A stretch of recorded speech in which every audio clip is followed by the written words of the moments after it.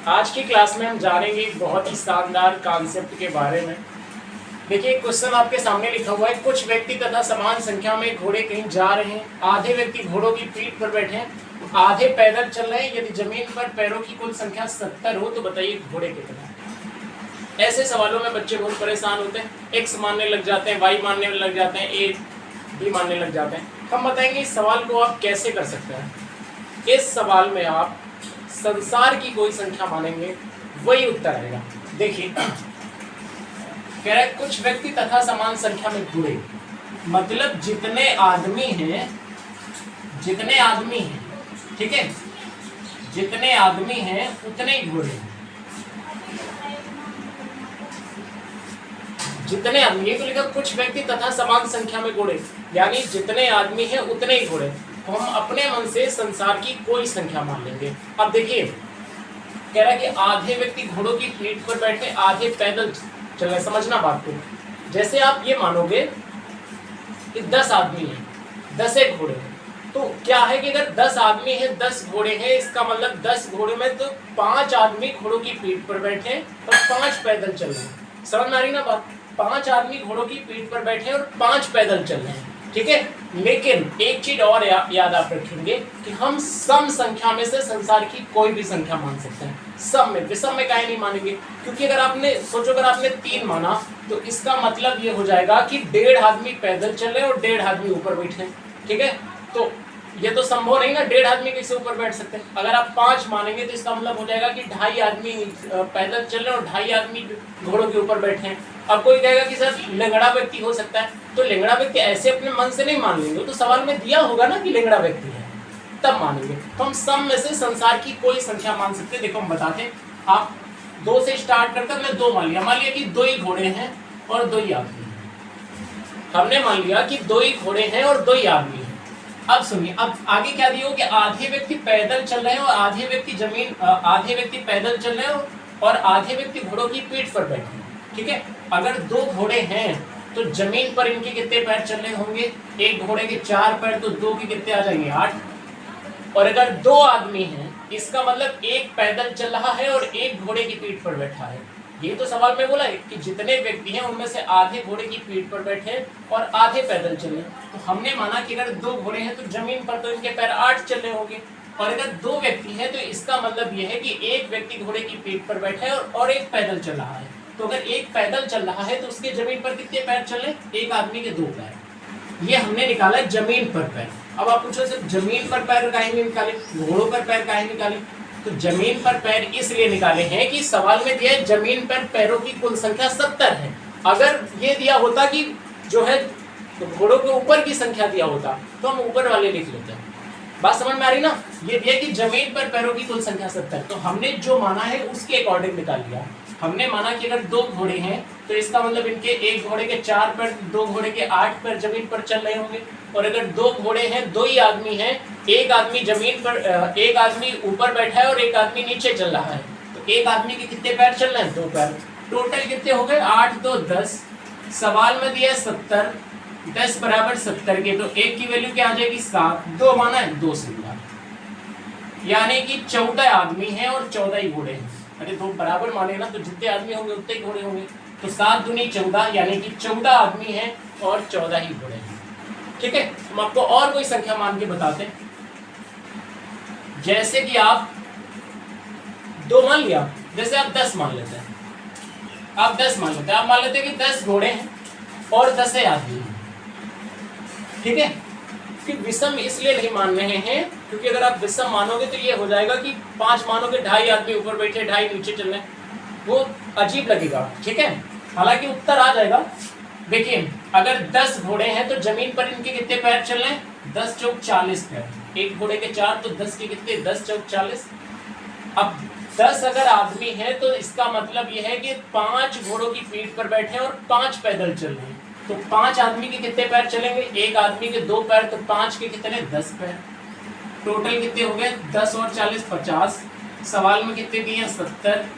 एक की वैल्यू क्या आ जाएगी 70/50 और आपने 10 माना है, 10 से गुणा, जो आपने माना है उससे गुणा कर दीजिए, तो ये आ जाएगा 14 आदमी और 14 घोड़े। तो ऐसे आप इन सवालों में, ऐसे एक नहीं हजारों सवाल हैं जहां पे आप संसार की कोई संख्या मानेंगे।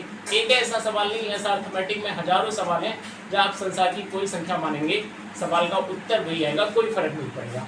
देखिए हम कुछ और माने ले रहे हैं, जैसे मान लेते हैं 6 मान लेते हैं, ठीक है। बड़ी संख्या भी 100, 200, 1000, 1 करोड़, 10 करोड़, जो मर्जी मान सकते हैं। जैसे हमने मान लिया कि 6 घोड़े हैं और 6 आदमी हैं, तो 6 घोड़े के कितने पैर? एक घोड़े के 4 पैर, तो 6 घोड़े के 6 चौक 24 पैर। एक घोड़े के 4 पैर, तो 6 घोड़े अगर चल रहे हैं तो उनके कितने पैर चल रहे हैं? 6 चौक 24 पैर चल रहे। अब 6 आदमी हैं, तो 6 आदमी में से 3 घोड़ों की पीठ पर बैठे होंगे और 3 पैदल चल रहे होंगे, यानी कि जमीन पर 3 आदमी के पैर चल रहे होंगे।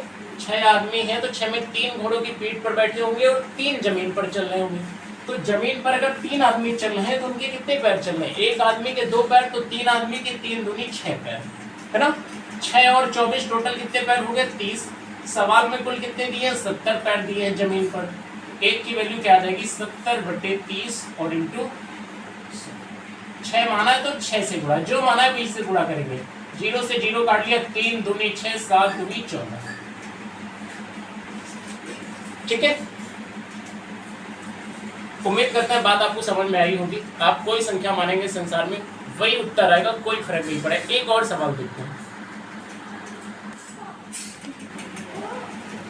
देखिए अगला सवाल ये लिखा हुआ है, एक व्यक्ति अपनी n गायों के झुंड में से पहले पुत्र को कुल गायों की आधी गायें, मतलब जितनी गायें हैं उनकी आधी गायें, दूसरे पुत्र को 1/4 गायें, तीसरे पुत्र को कुल झुंड की 1/5 गायें देता है तथा चौथे पुत्र को शेष 7 गायें मिलती हैं। n का मान क्या है? ठीक है, पहले पुत्र को जितनी गायें हैं उसकी आधी गायें मिलती है, यानी 1/2 गायें मिलती। दूसरे पुत्र को कुल गायों की 1/4 गायें मिलती है, तीसरे पुत्र को कुल गायों की 1/5 गायें मिलती हैं और चौथे पुत्र को शेष 7 गायें मिलती है। तो n का मान क्या है? देखिए पहले पुत्र को कितनी मिली? 1/2 गायें, दूसरे पुत्र को 1/4 गायें और तीसरे पुत्र को 1/5 गायें मिली। ठीक है, हम क्या करेंगे इधर देखिए, पहले यहाँ पर चारों कैसे लिख देंगे, यहाँ पर पहला, दूसरा पुत्र, तीसरा और चौथा। अब आपको n का मान नहीं पता ना, आप संसार की कोई ऐसी संख्या मान सकते हैं जो 2, 4, 5 से जिसमें भाग चला जाए, ऐसी संख्या जिसमें 2, 4, 5 से भाग चला जाए। नहीं तो मानने का मतलब ही क्या रहेगा कि अगर हमने मान लिया 15 मान लिया तो उसे कट ही नहीं रहा, 7.5 गाय मिल रही, संभव है 7.5 गाय मिला, तो आप संसार की कोई संख्या मान लीजिए। ठीक है, जो हमने पहले वाला सवाल बताया यूट्यूब पे ढूंढिएगा, आपको ऐसा तरीका नहीं मिला होगा, आपने पहली बार देखा होगा कि इस तरह के सवालों को लगाने का ऐसा भी कोई तरीका हो सकता है कि आप कोई भी संख्या माने, और जैसे एक नहीं हजारों सवाल है जहाँ आप संसार की कोई संख्या मानेंगे वही उत्तर आएगा। देखिए पहला, दूसरा, तीसरा, चार पुत्र हैं, तो ऐसी संख्या हमें माननी है जिसमें 2 से भी भाग चला जाए, 4 से भी चला जाए, 5 से भी चला जाए, यानी 2, 4, 5 से कटने वाली हम दुनिया की कोई संख्या मान सकते हैं। हम लासा निकालने में क्यों पड़े, हम संसार की कोई संख्या मान सकते हैं। हमको याद आ गया कि 2, 4, 5 से कटने वाली संख्या 20 है, 20 मान लिया हमने मान लिया कि उस झुंड में कुल 20 गाय थी। ठीक है, आप 20 मान सकते हैं, 40, 60, 80, 100, 120 संसार की कोई संख्या मान सकते हैं। हमने माना कि अगर 20 गाय, तो पहले पुत्र को कुल गायों की आधी गायें मिलेंगी, यानी 20 का आधा कितना होगा? अरे 20 का आधा 10, पहले पुत्र को 10, 20 का आधा 10। कह रहा है दूसरे पुत्र को कुल गायों की 1/4 गायें मिली, तो जब 20 का 1/4 करेंगे, इसमें 4 से भाग लगाएंगे तो 4 पंचे 20।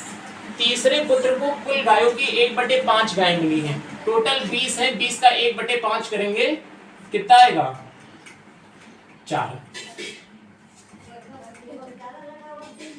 4 आएगा। अब देखो टोटल कितनी गाय होगी? 10, 5, 15, 15 और 4, 10, 5, 15, 15, 4, 19, यानी चौथे पुत्र को कितनी मिलेंगी? 1। हमारे अकॉर्डिंग चौथे पुत्र को 1 मिल रही है, हमारे अनुसार चौथे पुत्र को 1 मिल रही। सवाल में कितनी मिल रही? 7 मिल रही, 1 बराबर 7 के। ठीक है, 20 माना है, 20 से गुणा कर दो, 7 दूनी 14 कितना आ जाएगा? 140। आई बात समझ में? देखो हमने क्या करा, 20 गाय माना तो पहले पुत्र को आधी गाय मिली, तो इसका आधा कितना आएगा? 10। दूसरे पुत्र को 1/4 गाय मिली, तो इसमें 4 से भाग लगाएंगे, आएगा 5। तीसरे पुत्र को 1/5 गाय मिली है, तो इसका 1/5 करेंगे, यानी इसमें 5 से भाग लगाएंगे तो 4 आएगा। 10, 5, 15, 4, 19 गाय हो गई, यानी चौथे पुत्र को एक गाय मिली। अब देखिए हम कोई संख्या संसार की मान सकते हैं, आप बताइए क्या मान लिया। ठीक है, हमने 60 मान लिया जी, हमने मान लिया कि टोटल 60 गाय हैं। तो पहले पुत्र को 1/2 यानी आधी गाय मिलेंगी, तो पहले पुत्र को कितनी मिलेंगी? 30। अरे 60 का आधा कितना होगा? 30। दूसरे पुत्र को 1/4 गाय मिली है, तो 60 का जब 1/4 करेंगे, आप जो लोग नहीं अभी कर पाते देखिए इधर, 60 का 1/4 करेंगे कितना आएगा? 4 एकम 4, 4 पंचे 20, 15। तीसरे पुत्र को 1/5 मिलेंगे, तो 5 से इसमें भाग लगाएंगे, 5 एकम 5, 5 दूनी 10, 12। ठीक है, कितनी हो गई? 30, 45, 45, 12 कितनी हो गई?